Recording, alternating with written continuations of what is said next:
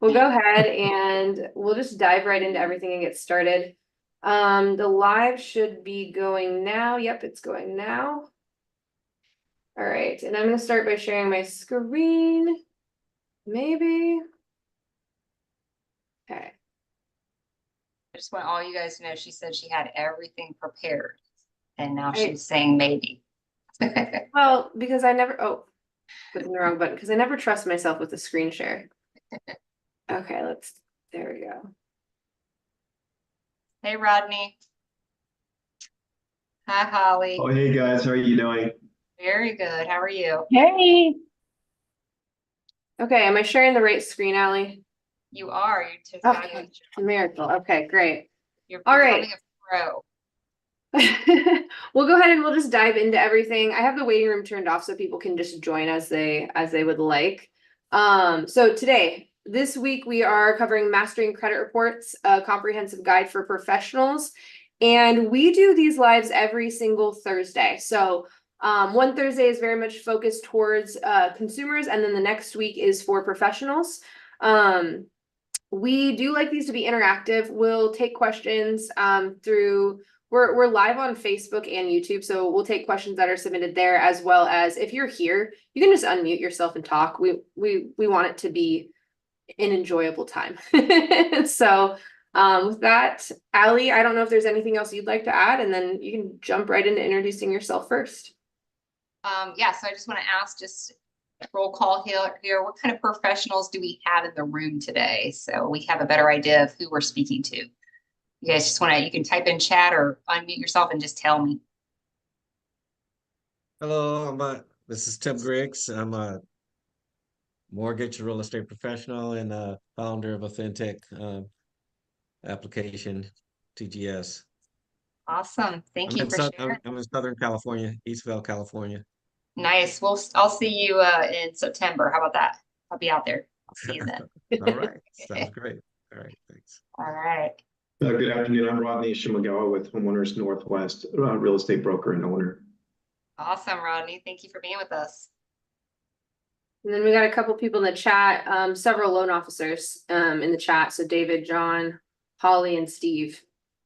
Okay. So most of our people here are either loan officers or real estate agents. Perfect. Okay. So you're our prime audience anyways. This would be a great webinar to do.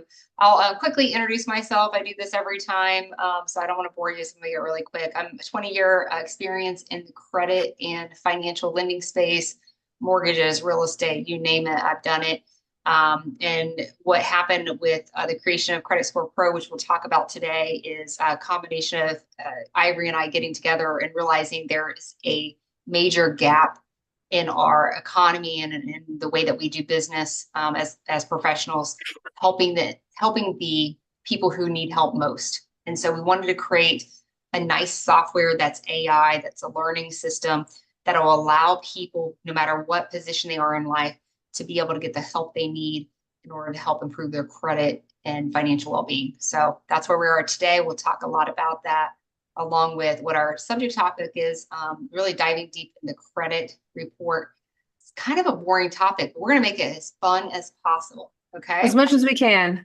So I'll leave this to Ivory so she can quickly introduce herself as well. Sure. So my name is Ivory Becker, also co-founder of Credit Score Pro AI.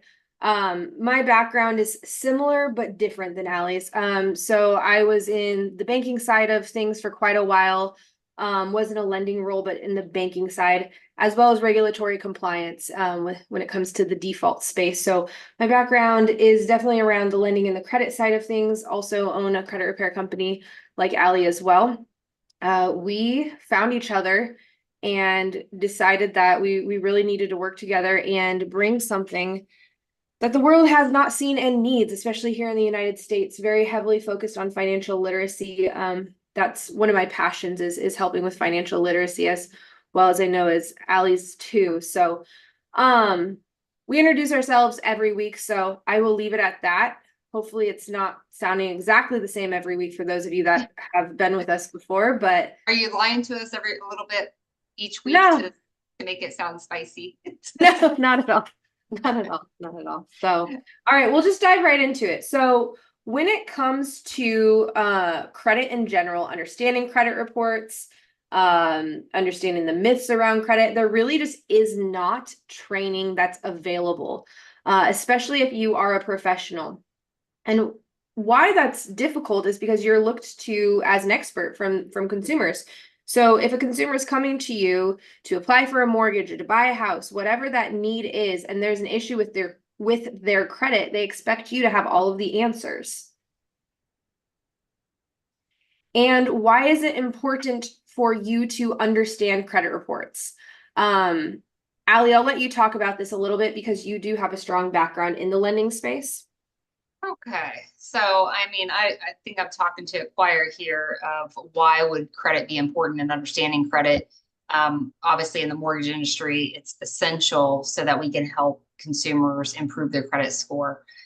So credit knowledge is going to be essential. The problem in our industry, and Ivory said this, is we have a lack of training. And what I mean by training is not YouTube, okay?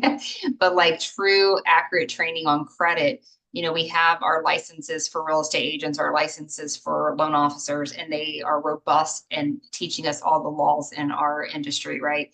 But lack some of that core stuff that we need to do our jobs and be a trusted advisor in that space. And so, you know, super important for us to understand how credit is generated, how we can help people improve it, and answer questions that are sensitive sometimes in nature to the consumer who's coming to you for help, right? Anything else you want to add to that? No, you covered it. And I think one of the things that nobody really focuses on is the leading cause that's preventing people from qualifying for mortgages. So only about 30% of people who inquire, so that's not necessarily from the application stage, but the inquire stage, make it to the closing table. So it's a big loss of consumers who were potentially interested in buying a home. And that major reason is credit history and debt to income, right?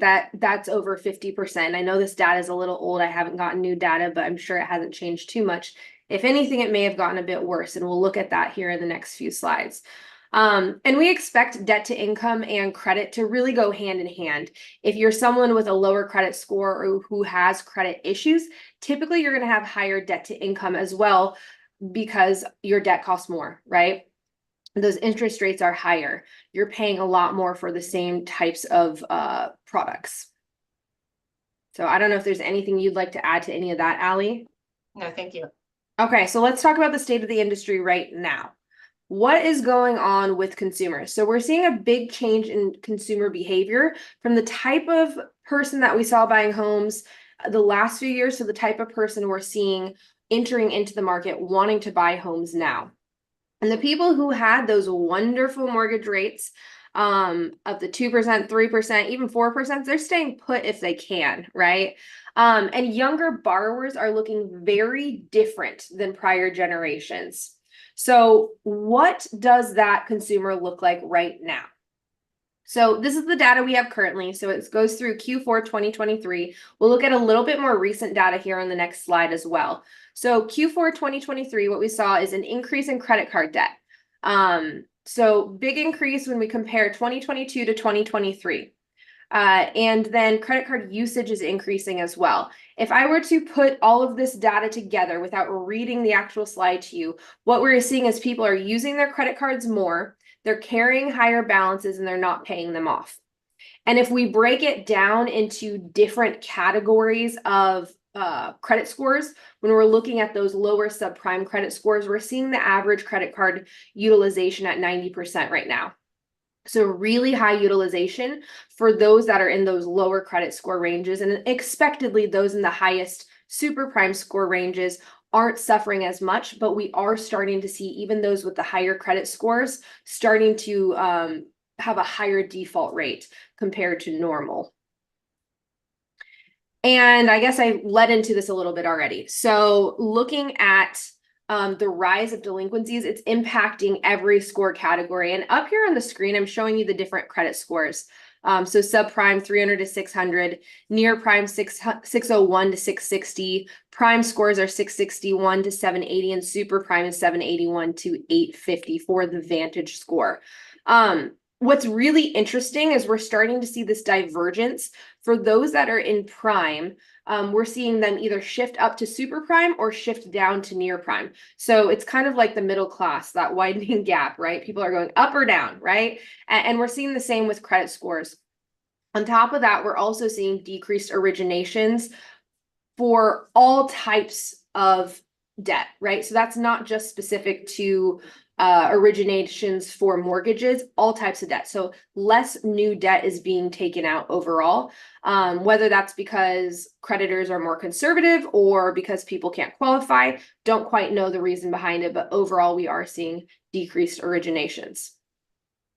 Yeah, and I think Vantage showed some data today for February 2024, which shows actually you're seeing what Ivory was saying, some of those people in that prime category, some of those people going to that prime category, moving into the super prime. But then they said they've seen 600 million people move from the prime numbers. If you want to go back to that one slide where the prime numbers were. So if you look at prime, the 661 to 780, about 700 million people from January to February moved from that prime into the subprime. That's huge. That's a lot of people. Yes. So what's happening? What's happening to create that? And we had, 1.7 million move from prime to super prime. So we had a good plus in that range, but we're seeing a huge jump also going to that subprime. That's an issue. Mm-hmm. So delinquencies, we are seeing delinquencies grow. I think Ali just explained exactly that, right? With the actual numbers. What's interesting is generationally, we're seeing the younger generations are having a higher delinquency rate than the older generations. And we'll look at why that's important, I guess, in the next slide. I don't have it here in this one. But we also saw that mortgage originations decreased for the 5th consecutive month. And that was tied with last February being the worst month on Vantage records. So pretty interesting. And the importance of this is how it's going to impact mortgage loan approvals, right? That's why most people are here. So when we look at what we're seeing, the younger generations are more likely to be late, but those younger generations are also the ones that are more likely to be going into the market to buy right now. So most of the people we saw that were staying put are going to be those older generations who are staying in their home an average of 10 years, but already have those lower interest rates as well.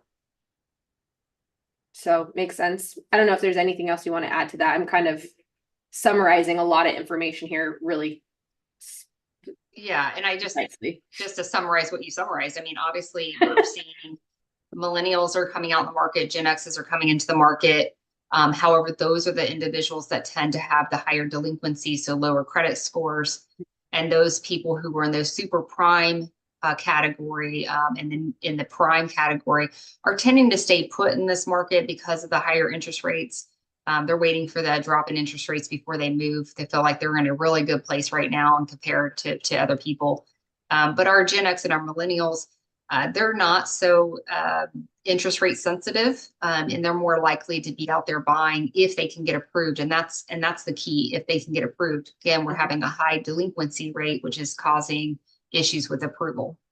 Yeah, exactly. And I think you can just go right into this as well, Ali, while you're on that topic. I'll let you cap it. Okay, that's fine. So basically, with the higher delinquency rate, this means that all these new late marks we're seeing right now, they are going to impact our clients' credit reports for the next 7 years, right? So any negative information stays on the credit report for 7 years. So it's important to know that while this is an issue right now, it's an issue that's going to perpetuate for a while, even if things clear up, if you will, even if people, the delinquency rates start to go down again, the reports themselves are still going to have the symptoms of what's occurring right now for 7 years to come. But it's important to know that, the most recent 24 months is your biggest hit Mm-hmm. for a derogatory item like that. you start to take less of a hit as time goes on. And, as lenders, we're hyper focused on that most recent 12 months, right? So we know that, but this is still a long-term pain for people. And I think that's an important note there. Absolutely. So that leads us into talking about credit reporting. So the reason we wanted to talk about what's going on with consumers is because if we're starting to see consumers that have a missed payment on their credit or have some type of credit issue, they're going to have more questions about their credit report. When reports look clean and beautiful, there's less questions, right? Because there's no issues. So today we really wanted to focus on diving into understanding the credit reports and then understanding how to also talk with clients about it, and then knowing what are my options available for those clients who do have some blemishes on their credit. So let's talk about what the credit report and scores are. So the credit report essentially contains all of the information about that consumer, about you. We all have a credit report, right? It has your personal information, name, address, social security number, prior employers, current employers. It lists all of the accounts you have, open and closed accounts. It will list the credit inquiries, public records like bankruptcies and foreclosures, and then collection accounts. Pretty high level. Most of us probably seen a credit report, so I think I'll leave it at that. Let's talk about the role of the credit bureaus. Allie, I'm going to let you discuss this at a more high level. Okay. So obviously we have the role of the credit bureaus. They're gathering data from sources like the creditors, applications for inquiries, things like that, debt collectors, and they're taking that data and they're submitting it to each of the credit bureaus. You have Equifax, Experian, and TransUnion. It is important to note that not every creditor is going to report information to every single credit bureau. So if you're looking at a credit report and you're wondering why, there's maybe an auto loan that's only reporting to Equifax, for instance, it's because that particular creditor did not sign up to work with any other credit bureau, right? They do have to go through an intensive application process to be able to report to the credit bureaus. And they do have fees that they have to pay to do that. So not all companies will do that. So that's any question. If you had that question, that's your answer, why we have different credit reporting. But also if, you dispute something, you get off one report, might not go off the others. They are individual companies. They are not, a lot of people think it's one big company and we have 3 credit scores. It's 3 individual companies and they work very differently. And I think that's important. So I think that's my high level on this. Did you want to add to that? No, I think you covered it. I think the only thing I'll highlight is, sometimes we come across the scenario where you have a client that comes to you and they say they only work with just this one credit union. They have all their accounts there. They have a credit card there. They have their auto loan there. Obviously all their deposit accounts there as well. And they have no credit score. Well, some of those really small credit unions like that may not report to the bureaus at all. As Allie was saying, there is a cost associated with it. So I know we have come across those scenarios where someone's expecting to have a score and they just don't, because that creditor doesn't report. So it can happen. And quite a few credit unions report to maybe 1 or 2. Right. So that's another issue. So I guess the point of that would be if you're going to work with someone and you think you're going to do well with it, make sure it's reporting all 3. If you're going to falter, pick one, right? So how do we talk to clients about credit scores? I'm going to start with a common conversation that I think most of you have had before is, why is the credit score you pulled for me different than the credit score I see on insert Credit Karma, right? Credit Karma or the Chase My Credit Journey app, right? Those are the 2 most common ones I tend to hear people checking. So there is what's known as the FICO credit score. The FICO credit score is not owned by the credit bureaus. Most people think it is, but it is what's used in most lending decisions currently or right now, subject to change. And we were introduced the Vantage credit score or the Vantage score in 2006. So the Vantage score was created to rival that FICO credit score. The whole point of the Vantage credit score and really any credit score is to measure risk and to be a predictive model that essentially says, what is the likelihood that this person's going to be a responsible borrower, right? Or what's the likelihood that they're going to go past due on the account? What's my risk as a financial institution to allow this person to borrow money from me, or for me to extend a line of credit to them? So both models have the exact same goal, is to measure that risk, and they just go about it in a slightly different way. Neither model is right or wrong, right? They are both right. They are both your credit score. The way that they're interpreting information is just a bit different. So anything I missed there, Allie, before I dive a little bit deeper? Yes, you missed a very big key in the lending space. You started out really great answering the question, but as a lender, a lot of times I would get a call, I have a Credit Karma score of this, and you're telling me my credit score is XYZ. Tends to be about a 30 to 40 point difference on average. So if I'm pulling a 600 on a mortgage credit report, they might be pulling a 640. And oftentimes consumers, because they don't understand, and a lot of professionals don't understand what's the difference between these and why is it different, they're not getting the answer. They're frustrated. They think you have a wonky credit pulling system. They're going to go to the next lender to see if they got a better score, right?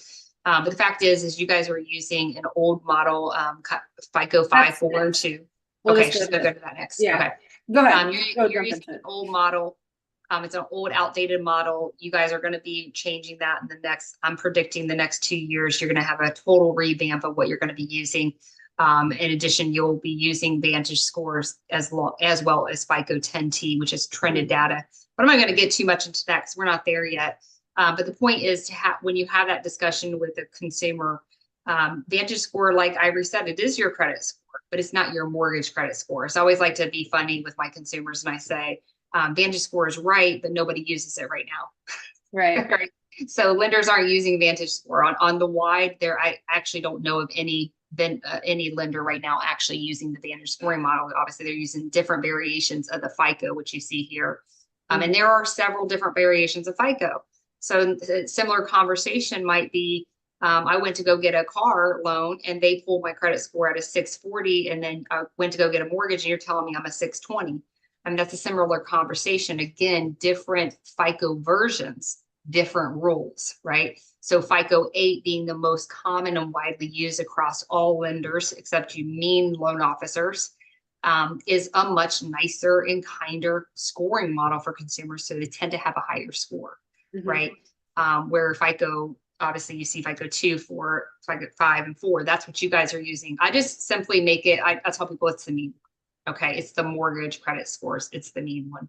It does have a lot more into it, which would, if you have a medical collection, it's the same hit as if you had any other type of collection, where that's not the truth when we're looking at FICO 8, right? Or FICO 9, which no one uses right now.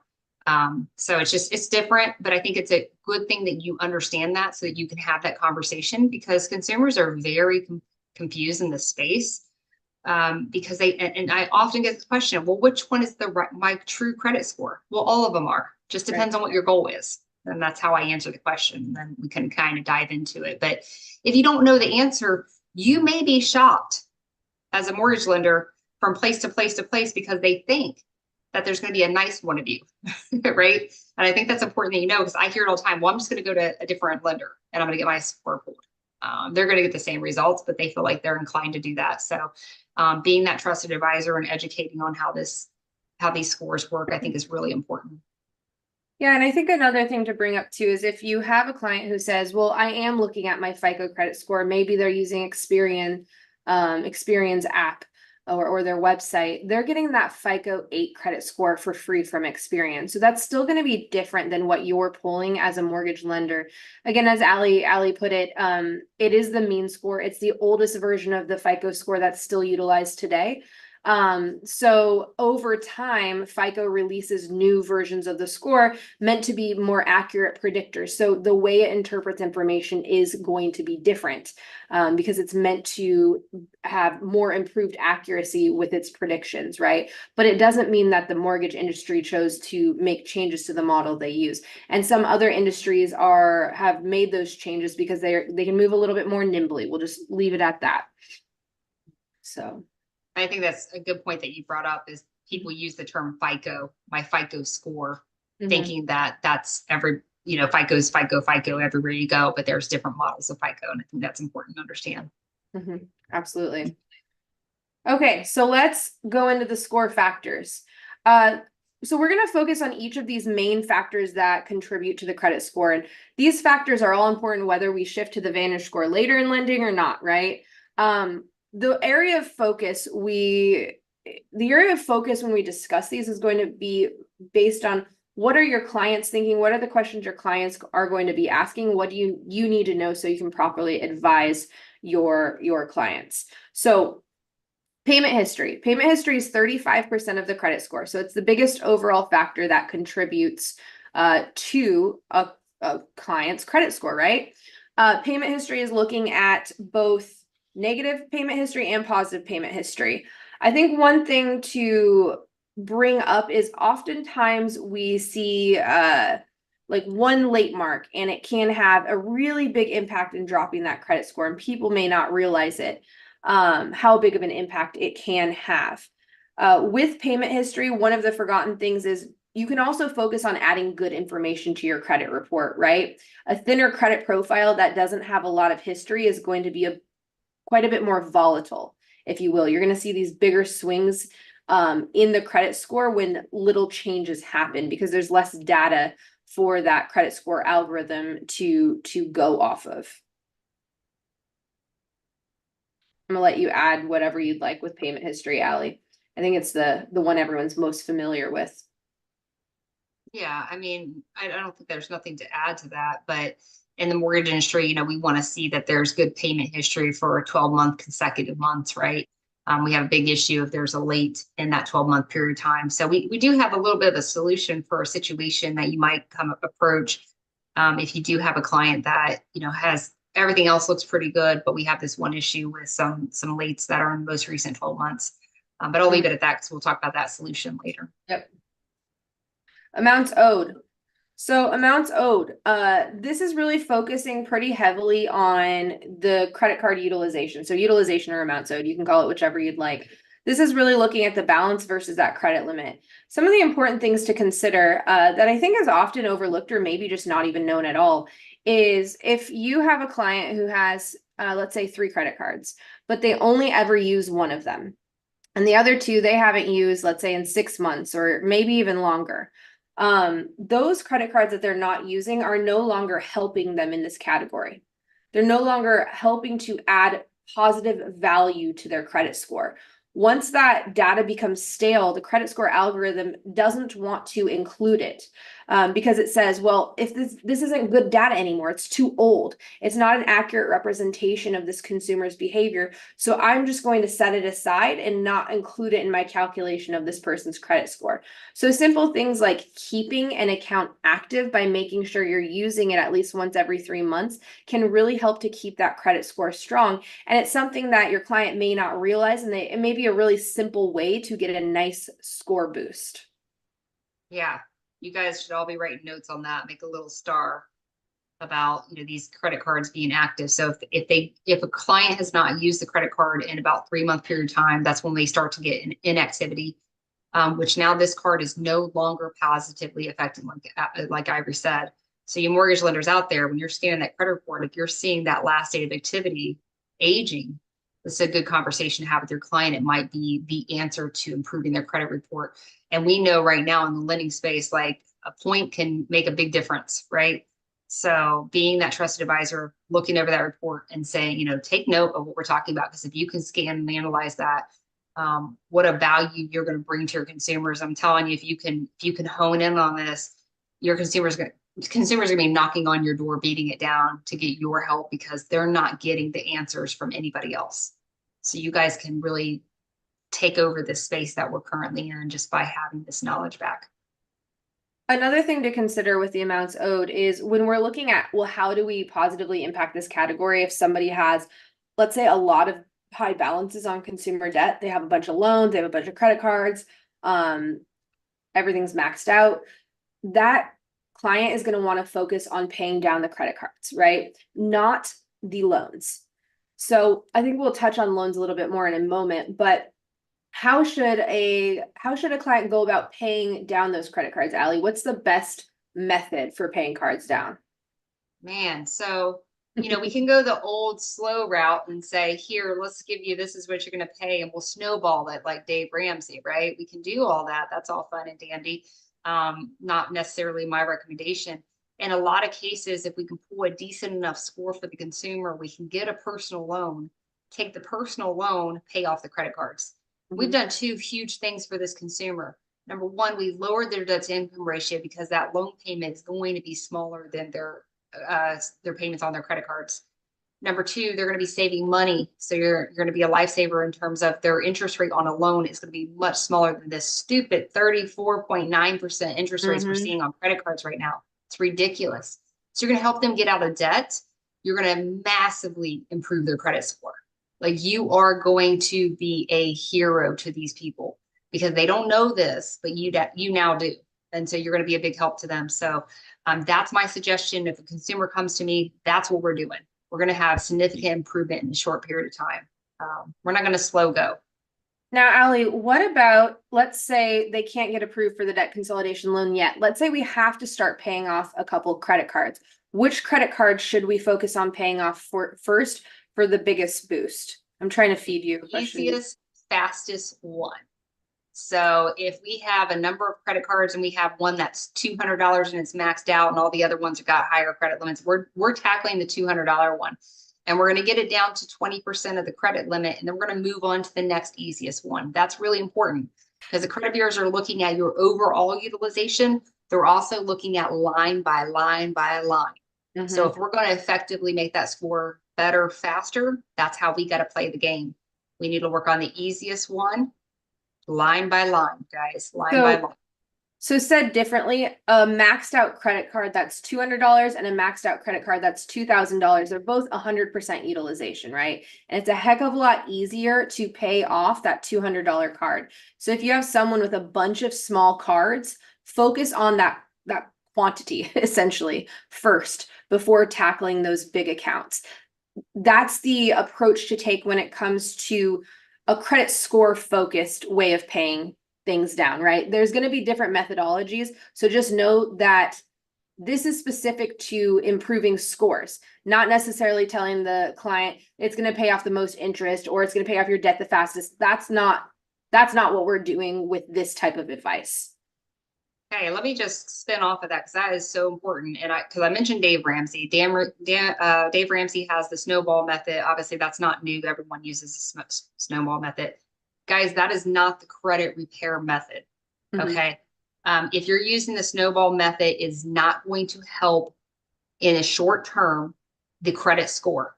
But if you want to be the best financial advisor, you're going to help their credit score before you're helping them because the interest rate on one is higher than the other. Okay. Because if we can get the credit score up, now we can get loans, we can get out of debt faster. Right. So it's very important if you're looking in this space for financially, what a financial advisor would say is, hey, let's pay the highest interest rate one first, no matter where it falls in the categories. And let's pay that one off. And then we'll move to the next one. Guys, no, that's not going to work. That's not going to work in this space, and you're going to bore your client. They're going to get burned out and they're probably not going to complete it. Okay. But that's not going to work in this space. Now, Allie, can you talk to me about when a loan is going to impact the credit utilization or amounts owed category? Yeah, this is important. I'm seeing this now, and I hadn't previously seen this. This is more of a common thing that I'm seeing. And I'm going to talk about two different things. But the first one is I'm seeing people go to like furniture stores, for instance. And they're getting a loan from the furniture store, hopefully a loan. Some of them are giving credit cards and maxing out a credit card. That's horrible. But some of them are giving a loan. So they're saying, hey, I'm going to give you a loan for $2,000. I'm going to sell you this furniture for $2,500. Okay. So now when that reports to your credit report, you owe more on that loan than the lender gave you as a loan. Well, remember, the credit bureau system is saying how what's the word I'm looking for, Ivory? Balance versus. Yeah. Are you a risk? Are you a risk? So if you're using more than, if you got a loan and you're using more of that loan than you received, what's going on? There must be a financial issue, right? And this spins off into the student loan category, which I know all of you lenders are very familiar with. You're going to look at that credit report, and it's not been as big of an issue because like during that COVID period, we didn't have interest. So we weren't gaining interest on these loans. But prior to that, if I went to school and I got a loan for $5,000, while I'm in school, if that loan is subsidized, my interest doesn't grow. I don't gain interest until I get out of school. But if it's unsubsidized, which most loans are, I'm still gaining interest that entire time I'm in school. So that loan that was $5,000, I get out of school, now it's $6,000, right? Well, now I've devastated my credit score. I might not have anything else on my credit. I might have some, everything's good, but I'm in the 500s. And I've seen this so often with college students coming out of college. They would have a 500 credit score and their credit was beautiful. All of the problem was 500 credit score. Yeah. What? They would have a 500 credit score and their credit was beautiful? No, their credit was beautiful. Yeah. I mean, they didn't have any late payments. They didn't have anything. It was just. Oh, I see what you're saying. It was the student loans. Yeah. The student loans their balance being over the original loan amount kicked their butt. And so I go to colleges and speak all the time. And one of the things I always tell them is pay your interest while you're in school. Pay your interest. So when you come out, I don't care if you pay more than your interest, but pay your interest. So when you come out, that $5,000 loan is still $5,000 at the very least. That is not over, right? And I tell grandparents and parents when they come to those classes with this college students, I'm like, birthday gifts, you're paying on the student loan, right? Right.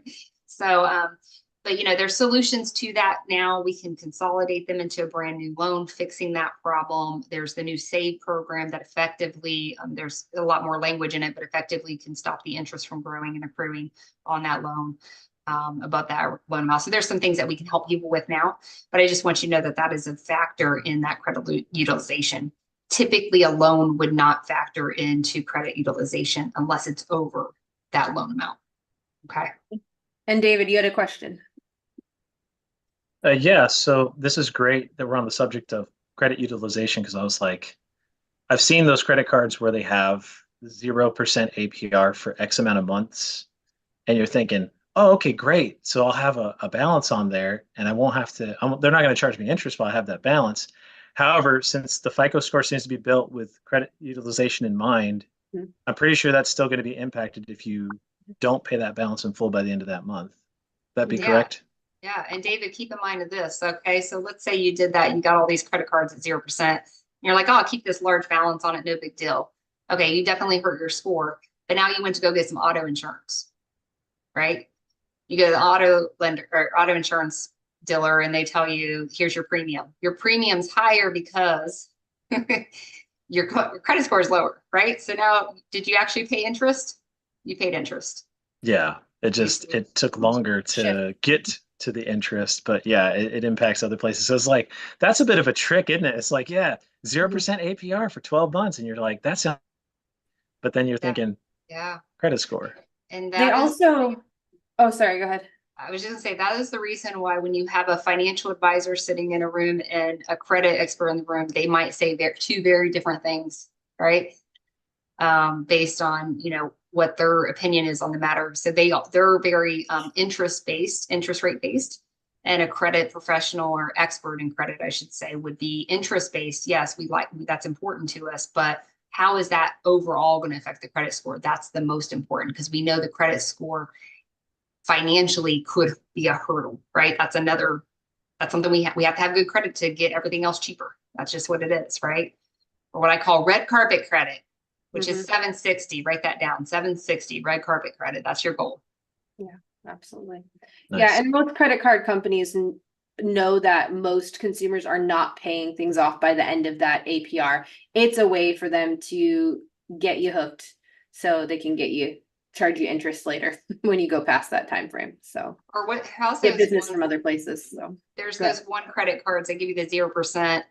As long as you paid off by a certain date. And if you didn't, then all that interest that would have been given, they add it back on. That's not all of them. They don't all do that, but I've had a lot of horror stories of people calling me on situations like that.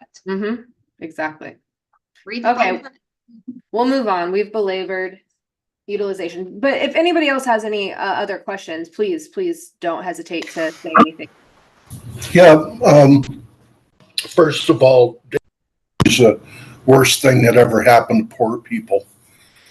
He gives a lot of advice, really help people ruin their credit because they can't handle the programs that he's suggesting. As far as credit cards are concerned, to cascade the credit cards means exactly what you were saying before, but it adds a step. So you take the lowest amount of credit card and pay off as much as you can while paying the minimum on the other credit cards. You get that one paid off, and you take the amount you were paying on that one plus the minimum of the next lowest credit card, and pay that, and the other credit cards paying the minimum. And you keep adding the amount you're paying each month to the next credit card, and it pays them off exponentially faster. Yes, and that is definitely good philosophy. You just have to add into that philosophy that we're not seeking to pay a one single credit card off. We want to get it down to that 20% of the credit limit, then move on to the next. And we're doing that because of how it works for the credit bureau. So we can boost up that score and get them in a better place to get them out of the credit cards altogether. Okay. Yeah, or to make sure that you pay it down completely and use it every 3 months. Yeah, but don't pay any credit cards off, guys, until you have all of yours at least at 20%. Then you can go back to the top and start paying them off. Just because of the credit score piece. Okay, so. Okay, anyway, that's what I meant by cascading. Yeah, that makes sense. So thank you. Okay, we'll move on to length of credit history. So 15% of the credit score is the average age of open accounts, is the way I like to put it. So average age of open accounts is really looking at the keyword there, open and active accounts, right? So I think a lot of consumers don't realize that the accounts they've paid off and closed are no longer impacting their scores. And we'll get into a couple of examples of that, but I want to make sure I answer your question first, Chris, in case it's about utilization. Oh, I can't hear you. Okay, how about now? There we go. Yep. Oh, now you're muted again. It was a false positive. There we are. Okay. Sorry if you hear any dogs in the background. My question is tying into both length of credit history as well as credit utilization that we just covered. Mm-hmm. It kind of embeds the topic of the main question I wanted to ask today. So thanks for having shared this with anyone possible, but timeshare. So I live in I'm also from San Antonio, Texas, but we live in a vicinity of timeshare stores. I call them stores. They're resorts, which involve. I'm sorry. I'm trying not to tangent. Length of history is what I want to focus on. So how long? Let's just say a timeshare owner decides to stop paying on their loan, basically forego their ownership. Not to get into too much more details on that. I spent some time in timeshare. It wasn't my thing. How long can you expect to see like a foregone loan associated with timeshare on a credit history, on the credit history? On the report. Like report. There we go.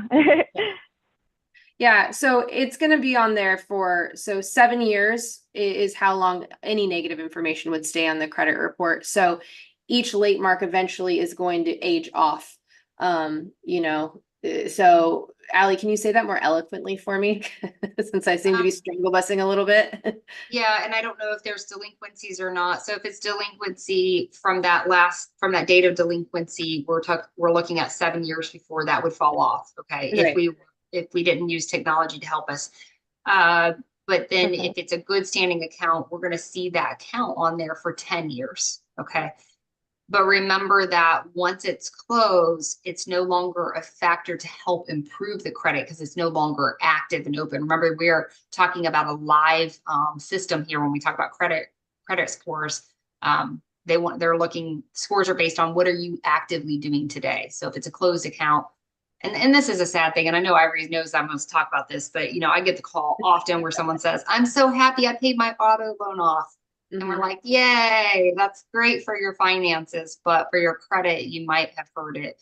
And so because we lose that history, and oftentimes, especially with people with thin files, we tend to see that auto loans are their biggest and longest credit history. So we lose that, and now we really can drop the score significantly. So I'll say this because I don't want to get too long-winded because I tend to be, but with this credit length area here, one thing that I love to stress to people is you need to have 3 open and active credit cards forever and ever and ever. Keep them open, keep them active. So be picky about what credit cards you get. If you're starting out, you might have to get a credit card that is a secured credit card or has maybe a small annual fee, but don't get a bunch of them. You don't need a bunch of them. And then once you get in a position where you can have a regular credit card that doesn't have an annual fee, unless there's a benefit, like I have the Delta, I pay $99 annual fee, but I travel and I get free luggage. It's all worth it, right? Yeah. But unless there's a benefit like that, don't get a card with an annual fee. You want to have, I always tell people, have a credit union one, because it's probably got your lowest interest rate. I call that my emergency credit card. If I need to put a balance on it that I can't pay, I put it on that card, right? Have a rewards credit card. That's where all my stuff goes to. So I make money off that credit card because I'm going to pay it off at the end of each month, right? And have your traditional regular credit card. Okay. Maybe it's your favorite store that gives you a discount, right? But have those 3 open and active and keep them open for the rest of your life. When we talk about red carpet credit, which is my goal for everybody in America, red carpet credit is that 760. The way you get there is credit cards, open and active forever, because your loans will eventually pay off. And here's a story. I mean, it's kind of a cool story. Biden has done all this stuff to forgive student loans, and people are all excited about it. Do you know how many people call me and their score has dropped 100 points because their student loan was forgiven? Because that was their history. And now they don't have that history. Yeah. So there's good and bad in everything, right? Financially, it was a great thing for everyone to get their, for so many people to get their student loans forgiven, but then it devastated their credit score. So if you want to prevent that from happening, have and make sure that you're not in one bank. If a bank goes under, your credit card goes under, right? So you want to have diversification. We got to speed up, Allie. We only got 10 minutes. See, I told you she's gonna cut me off. I can't give you all my secrets today. She's not gonna let me. So we're here every week. Okay, I want to add one important thing, and then we do definitely have to speed through, because we are halfway through and we have 10 minutes, Allie. So we're gonna speed through. So okay. We mentioned that only open and active accounts impact your credit, right? But keep in mind, even if you have a closed account with negative history, that negative history still impacts you. So open and active for the good, but doesn't matter if you closed it for the bad.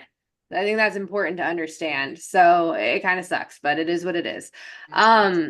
The average age of open accounts in the credit report is also impactful by this new credit category, right? When you open a new account, it's adjusting the average age of open accounts, right? If your average age of accounts was 5 years or 10 years, doesn't matter that number, and now you just open a brand new account and its age is 0, right?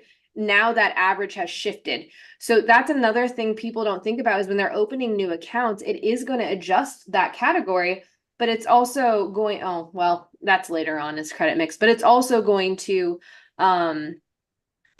impact you in an unforeseen way, if that makes sense. So credit mix is 10% of the credit score. So that credit mix is really looking at how responsible am I with paying different types of debt or credit, if you will. So it wants to see that whether you have a mortgage, whether you have a credit card, an auto loan, a personal loan, etc., that you are responsible with every type of debt. And so there's a benefit to having different types of debt on your credit report, right? You want that credit card, you need it, right? Allie very clearly expressed why we need it. But you also want to have history with loans. And this is why sometimes you'll see a young adult go to get a car loan and they're denied, because the only history they have is just revolving, right? There is risk involved with any lender giving you a loan if you have no history with loans. So we do have some ways around building loan history. So that way clients and consumers just aren't taking out debt unnecessarily. There are tools out there now for that. And we'll show you a little bit more later what those tools are very briefly. But just know that when you're talking to a consumer, when you're advising a consumer, the whole point is we want to make sure we're adequately impacting each of these categories. I'm speeding through here, Allie, so you just have to interrupt me if you want something to be said. So new credit, inquiries and new credit. So new credit is really focusing heavily on, are you applying for a whole bunch of things? If you are, that could be a sign of risk, right? Maybe I'm going through a financial hardship and I need debt in order to sustain myself to get by. So it's really just kind of that red flag. It's not worth a ton on the credit score, but it's that red flag that's up in the air and saying, hey, there may be a potential issue here. And as a new account ages on the credit report, right, it's have less of a negative impact. It has more of a positive impact. We build up that payment history. We impact that credit mix. We add age. That's my quick touch on new credit, but I'm going to let you, Allie, if there was anything you wanted to add there, because I kind of skipped over it a bit. I'm just going to give my little 2 cents. If you go to the mall at Christmas time, don't get 30 credit cards because they gave you 10% off. Okay. Just right. Absolutely. I agree with that. Okay. Quick hit tips. So these are my quick hits to summarize everything very concisely. You want to make sure we have open and active credit cards that's been used at least, I said 6 months. It should be 3 months. So I think I was trying to say if it's inactive for 6 months, it's not going to impact the score. So ignore my 6, pretend it's a 3. Don't pay off loans prior to the application process. So if you have a client that has debt to income issues, make sure that you've got that score locked in. Do the loan payoff as part of closing. I think that's an easy way to do it. That way you don't have to consider it as part of the debt to income ratio. You can recommend authorized user accounts for those with limited credit profiles. We didn't really touch on this too much. This is kind of going away here in the near future. So I don't think I'm going to focus on it too heavily, but for now, it's kind of a hack. But they're catching on to this hack, if you will, that people are utilizing. And this is going to be a thing of the past. So it's always better to build your own credit anyway, right? And then utilize credit building tools. So later I'll touch on that. So I'm going to leave it be. There are tools that exist now that allow consumers to establish credit and build credit without having to take out a whole bunch of debt. But no matter what, you need a credit card. So that's important. And then resolve errors on derogatory accounts or other report errors impacting scores. So mismatching information, incorrect information, obsolete information, which just means it's too old to be on the credit report. That's all very, very important because it impacts all of these categories that we discussed. So basic conversations that we want to have, basic conversations about score impact. How many of you have pulled your lender report and seen this section? It's going to vary in exactly how it looks depending on your provider. But how many of you have seen this section? I have, yeah, okay. Do you ever look at it? Yes, okay. How many of you talk with your clients about this section? Couple people? Yes or no? May not feel too comfortable. So I'm going to explain what we're looking at here. What this is the top most impactful items that are pulling the credit score down per bureau. So looking at it from that frame of reference, it tells you exactly, it's your cheat code. It tells you exactly why the credit scores aren't higher. So in this random report we're looking at, length of time accounts have been established. So they don't have enough longevity in their credit profile. Level of delinquency on accounts. Well, negative information is impacting that payment history. Too many accounts with balances. We got a utilization issue. Number of accounts with delinquency. Again, delinquency is an issue. So if we're to look at, and I just looked at Experian, you can obviously look at the other two as well. But if we're to look at this client, we can say, okay, we got to focus on paying those credit cards down. We don't have a sufficient age to your credit profile, and there's some negative information that's really impacting you. We now have our framework for how we can base a game plan. Let's say this let's say they were buying an investment property, they need to be at like 720. I don't know. I'm making up a scenario. We can have a game plan now for getting them to where they need to be. We can start to build that game plan, and how we build that game plan is what we're going to look at here in a moment. And I'm going to skip the traits of a perfect credit score because Allie already talked about it. Can I chime in on just one aspect, I think, on this? No, not necessarily is it in order of importance on these codes here that you're seeing. The other thing that's very important to note is by law, there has to be 4 codes under each score. Now, what's important to know is you can have a person with a perfect credit score and show codes like this that aren't necessarily indicative of anything that's on their credit report. Okay. And that's because they have to throw 4 codes in there. So, but when you do have a credit client that has issues, these are good. These could be important conversation pieces. Yes.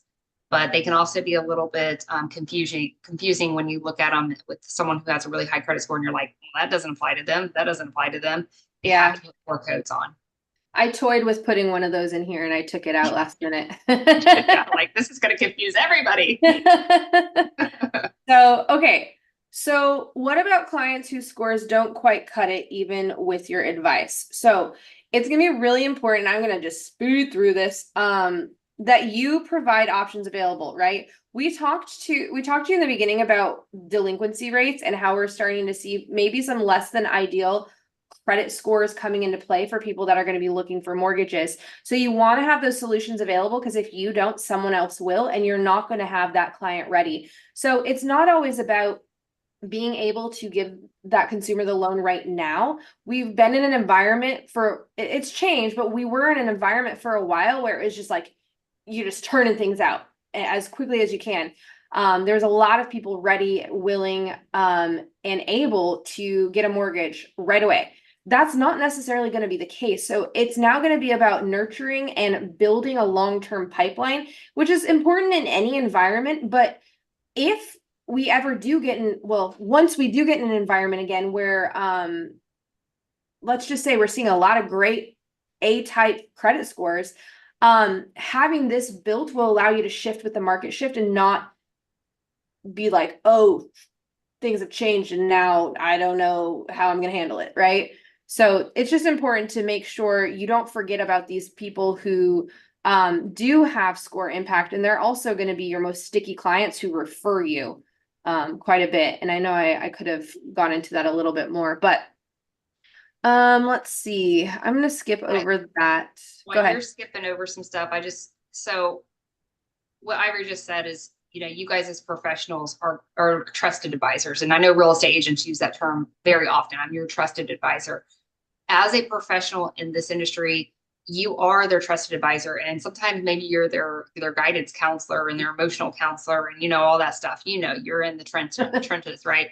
A lot of hats. Real estate agents are really great about, hey, I have a real great general contractor can help you with this, or I have, this person for inspections and I have this person for pest stuff. They have a plethora of different people that they have in their system that they trust, know, and like, that they refer their clients to. And that's why real estate agents are known as trusted advisors. And so lenders, you guys also need to be in that space. You need to be trusted advisors. Realtors, you need to add on your arsenal, because if you can be that trusted advisor for your client, they're going to stay with you, and they are indeed going to refer everyone to you. So you need to have solutions for them in this credit journey.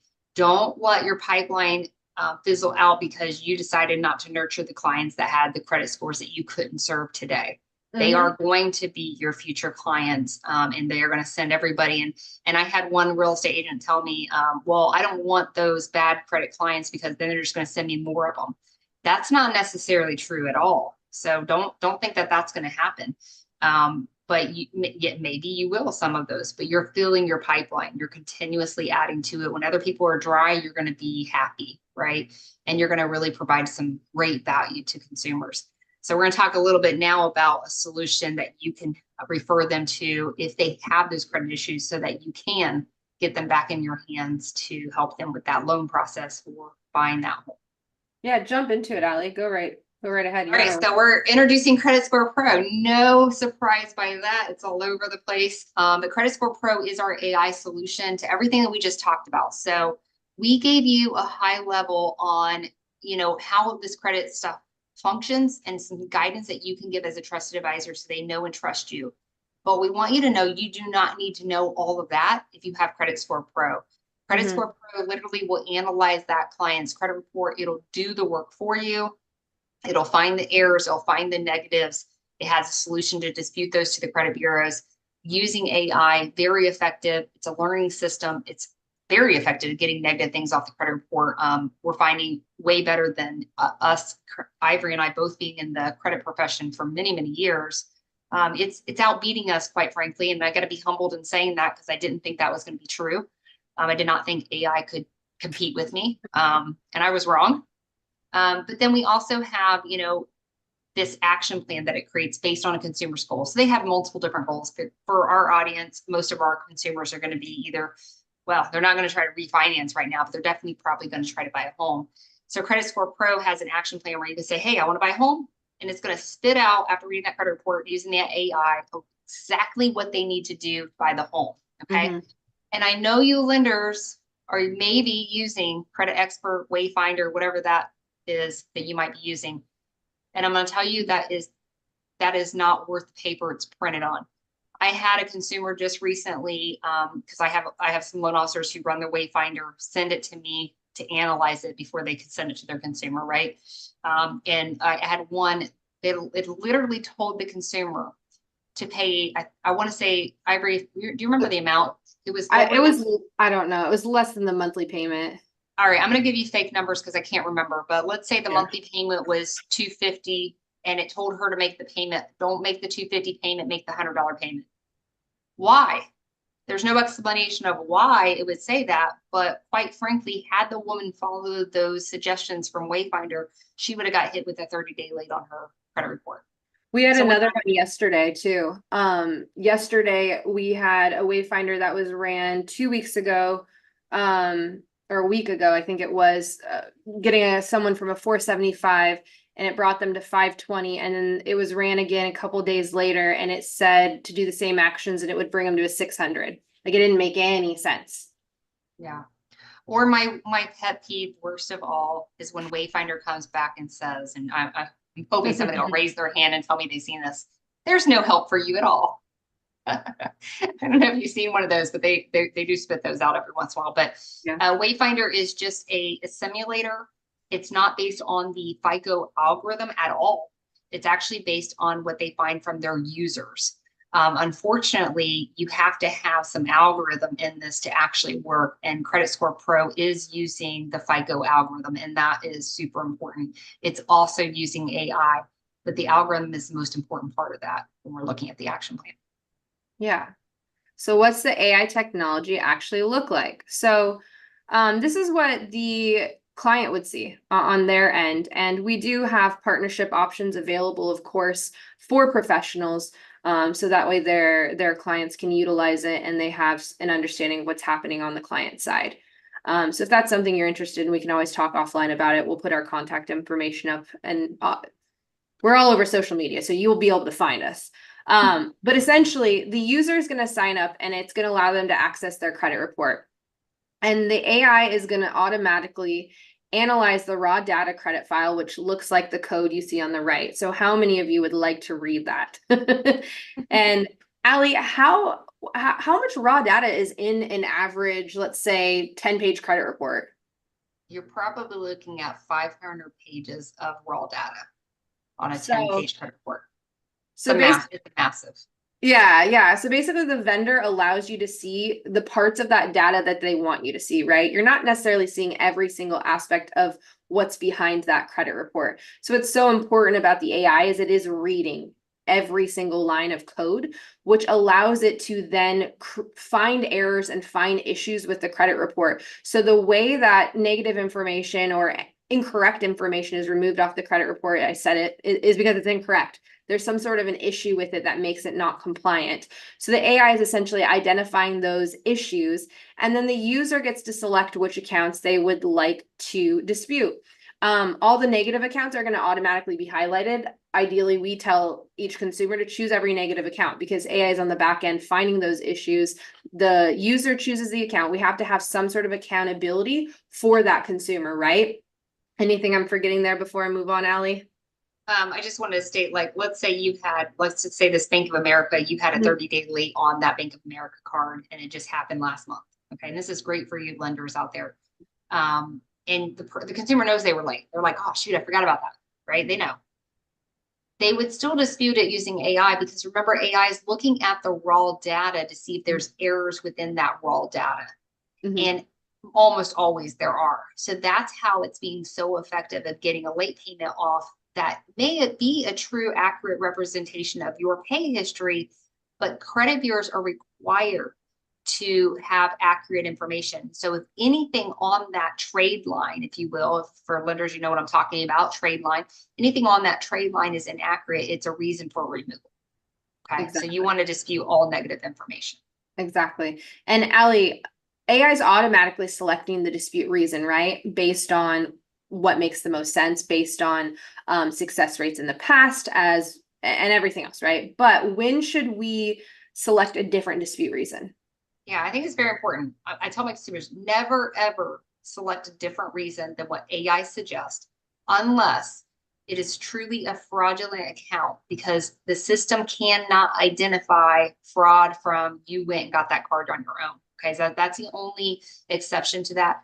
Otherwise, I say always use the suggested reason. Remember, it's using AI. Don't leave it to your own thinking you might know a better reason.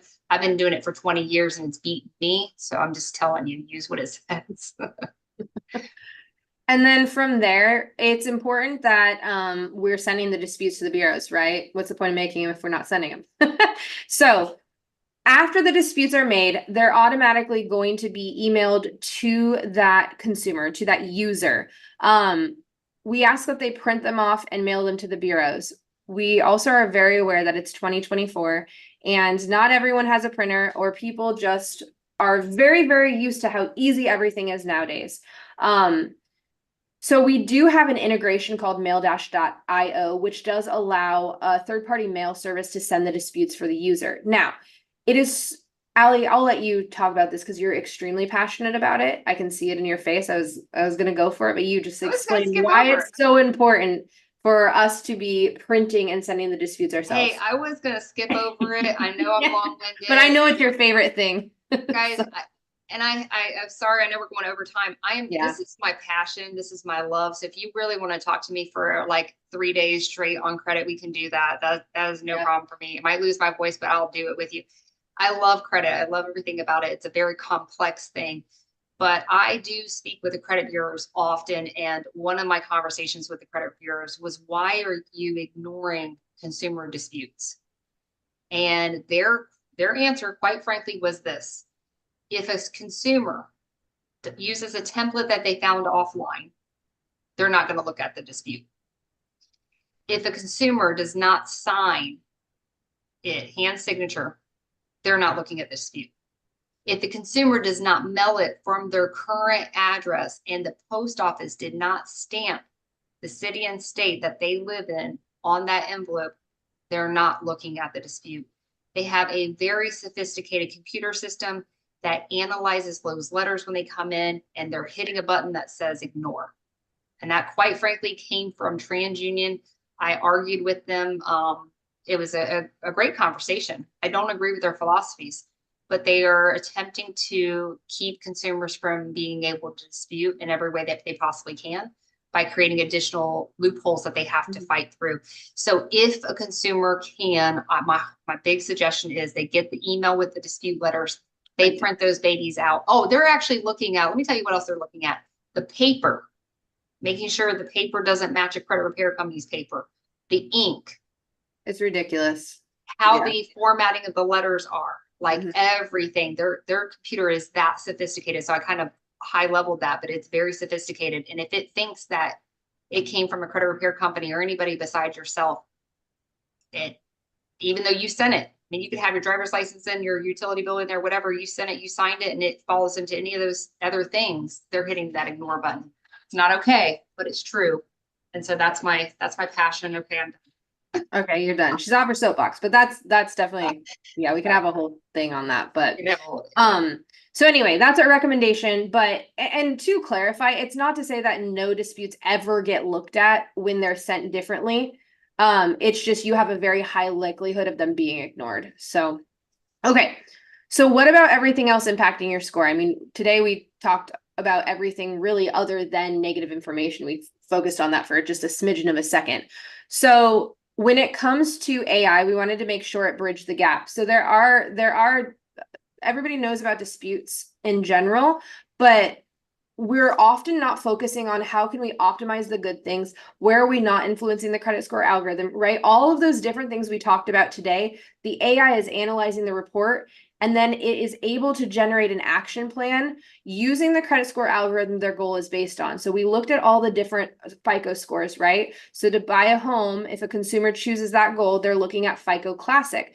The AI is going to build an action plan based on FICO Classic, not on FICO 8, right? Not on FICO 6, right?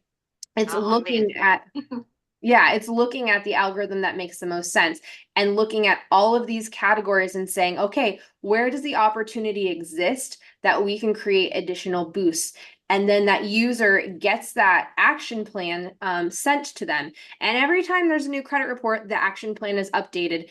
And if a user completes one of the steps, they're essentially congratulated on the action plan. It's checked off, right? One thing done, and then the new most important next steps are take the place of everything they've done so far.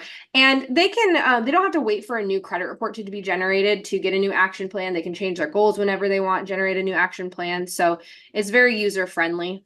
It does look at things like is your credit card inactive, right? So every single aspect we've talked about today is covered within the action plan. And then credit building tools. So I mentioned that briefly before. So here's my little segue. The credit action plan is going to recommend credit building tools when it makes sense for that user. We have them on the website as well. So anyone can go to the website and just sign up for credit building tools. But the AI action plan is going to say, hey, these are the tools you need, right? Because not every tool may make sense for that person's specific credit profile. And I'll leave it at that for now. And then the other big aspect is financial literacy. So when we talk about financial literacy, there's a huge gap. If you've seen any of our other webinars, we sometimes lead in the beginning with financial literacy statistics. 16% of millennials can answer basic financial literacy questions. That's pretty scary. So we did not want to forget that aspect. So there's an integration with credit coaching. So we have a whole bunch of different modules. They're all listed on the screen with videos that are range from about 5 to 10 minutes, just going over all the different credit topics. And this pairs really well with the action plan and helps those users understand more detail on the why behind those steps and the recommendations of the action plan, why they make sense. So the whole point is to let AI be that advanced expert. It's meant to be that tool that's going to help your pipeline qualify, or not just qualify, but have those excellent credit scores and maintain those scores long term. Because you do not have to be someone who has credit damage. The dispute process is great. That's only part of it. The AI action plan is the other part of it. You've got the education as the other component. So the whole point of Credit Score Pro AI is get a strong credit score, maintain that strong credit score, and have that strong foundation of understanding financial literacy and that basics so you can advance and keep building on those concepts. And ideally, in our perfect world, we want to make sure we are just starting that conversation from getting to the point of building generational wealth, right? So there's this huge gap of people who want to get to the stage where they need a financial advisor, but what about everything before it? That's all missing right now. So we aim to fill in that gap. So hey, Litters, I would encourage you to open up that portfolio you have of all of your old clients, right? That you've done in the past. We have, new credit criterias, meaning higher credit scores to get the best interest rates. All that stuff has happened in the last year. go back to that portfolio, open that up, be a hero to your prior clients, because when that refi boom comes back, you want to capture them, right? And so help all of them get that, like I said earlier, red carpet credit, right? 760 or higher. I'm telling you, you can fill that pipeline. And when the refi boom comes, you're going to be running really well. Absolutely. Absolutely. One other point, I'm so sorry. Go for it. This is how I am. Okay. Credit Score Pro is for your consumers, but don't misrepresent, like you can be a lender and go in and have a Credit Score Pro account so that you can have all those educational pieces and really understand credit, right? See how it works for yourself, even if you do or don't have credit issues, because the action plans work whether you have a credit issue or you don't, right? But also you have that inside of that, you have those coaching things. And if you want to learn more about credit, it's a great space to be in. So we have a lot of lenders, especially who are on Credit Score Pro, using that credit coaching piece. Yeah. And I think this part's pretty self-explanatory. You see it on the screen. Our whole goal is to help you be successful and to help the users be successful. That's the whole point. We all want to help each other. That's why we're here. So I don't know if we answered all of your questions already. If not, we are open for Q&A. But before we get into that, I will say on the screen is our contact details. So you can email us. We both see everything that goes to info@mycreditscorepro.com. We do have a Facebook group called Credit Score Pro, the AI Credit Revolution, which we have consumers and professionals on. And it's really meant to be a resource. Hopefully you can help answer questions we can't. If people have questions on lending, real estate, etc. And we'll be here again next week.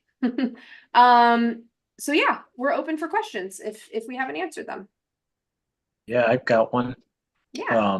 So regarding the FICO score, like 2, for example,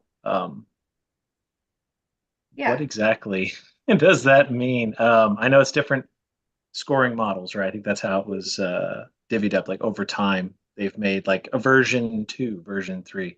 But yet it seems like they're still significant depending on the industry that you're trying to get a loan from. Is that right? Yeah. So basically in the lending industry, they're very specific about what can be used. In other industries, they get to choose which model they would like to use. It's not quite as strict. Allie, you can add whatever you'd like to that. Well, I may have gotten the question wrong because I was also reading the chat stuff to make sure we covered everything. But on the mortgage one, we have FICO 2, 4, and 5, right? They decided to name those numbers, right? And so then they kind of changed. Now it's like FICO 9, right, across the board, FICO 8. Why they started out 2, 4, and 5 and they weren't matching? Again, they're 3 separate companies, right? And I think that I don't know if that was the question that you asked, but did I get that or no? It's just like what it is, basically. It's like you see those and you're like, oh, we just thought it was FICO, like you guys were saying earlier. Yeah. And it turns out, there's different models. And I was thinking maybe the lower the number, maybe the more stringent they are, but then it sounds like that's not actually the case. So it's just how new they are. Yeah, I mean, that's pretty much the case there, because as they are refined, they actually become nicer, to be honest with you, in those cases. I would say I haven't seen a situation where they went from being nice in certain category and going the opposite direction. They actually have become nicer because they're learning what actually is a good representation of your ability to pay your debts back. And that's where, we didn't hit on this because it's not here. We're not using it yet, but 10T is a new thing that's coming aboard, and everyone's going to be using 10T and the new Vantage score model. But that's Trinidad. So it's really going to be looking at what did you do in the last 12 months, real hard. What did you do in the last 30 days, real hard, versus, oh, you had one 30-day late today, but in the last 6 months, you were really good. And next month you're on time. So that 30-day late is really not an indicative sign that you're not going to pay your debt. So they're not going to deem you as hard as they do today. And so we'll see a lot of that. They're just trying to improve the models more and more over time to make them more and more accurate representation of consumer behavior, and what consumers may do in the future. And as our technology improves, the algorithms they utilize improve, right? And so I think each version is just like newer and better, kind of like the whole idea behind like the iPhone generations, right? Like they're supposed to be newer and better models. It's the same with the credit score algorithms. Yeah, for sure, for sure. Gotcha. Great question. Gotcha. Great question. Any other questions from anyone? I know we went way over. We tried really hard. Some weeks we do great. We're right on time, and this is not one of those weeks. Thank you, Timothy, for that. I appreciate it. What's the I just want to say you guys are awesome. You guys are great. Oh, thank you. We didn't make the dry content too dry for you. No, We try hard. not at all. You guys are great. You guys are killing it. Thank you. Oh, thank you. We appreciate it. This Yes. AI that you guys have running on with the Credit Score Pro, can you upload the credit report to that system for it to analyze, or does it actually pull the credit? Or Ollie, I literally didn't talk about that. oh, well, there you go. I'm sorry. So if you go to creditscorepro.ai, you'll see what we do is that our software is actually free to the consumer, completely free. Though the catch is they do have to go with our partner, which is Smart Credit for credit monitoring to get that credit report. And Smart Credit to partner with Credit Score Pro charges $39.99 to connect and allow us to read that raw data. So the consumer would pay $39.99. We would get the credit report to analyze and pull that raw data information. Because if we were just to upload like a credit report that you have, for instance, remember your credit report that you're seeing is not the raw data code, right? It's what the consumer wanted you to see. So we would be missing everything that we need. So we need a report that allows us to get the raw data, and Smart Credit is our partner in that. So yeah, so our software is actually free. You just have to have Smart Credit integration. And when you go to Credit Score Pro and you hit sign up, it'll automatically have you integrate the credit report for that feature. Okay. I was thinking it was gonna be much more than 40. So that's good to know. Because I'm like, gotta be great if you guys are just like my credit people. But then it was like, hey, there's an AI. I'm like, oh, sweet. Okay, cool. Yeah. Exactly. So it's and that was one of our missions is, providing the resource for consumers to help their credit, providing that financial literacy, but being able to meet people where they are. So we didn't want to leave anybody out. We didn't want to be a high price item where only the people who could afford us could have it. We wanted to be really low price so that anybody in any situation could afford us, hopefully, Right. We worked really hard on that. That was super important for us. Yeah. Yeah. And this isn't anything we really touched on too much, but for professionals can partner with us so that way their clients have access. They know what's going on with their clients and all of that too. So yeah, we have an affiliate thing. So if you have clients and you're referring to them, so we could give you your own affiliate code and you can actually see what they're doing and how they're doing and things like that. So it's not like you're just sending them to Credit Score Pro and you don't know what's going on. You would have some access to know that your clients are there. That's neat. We'll have to talk more in the future. Yeah, absolutely. Yeah, absolutely. I'd love to. Okay. Well, I guess I could have turned off the screen share.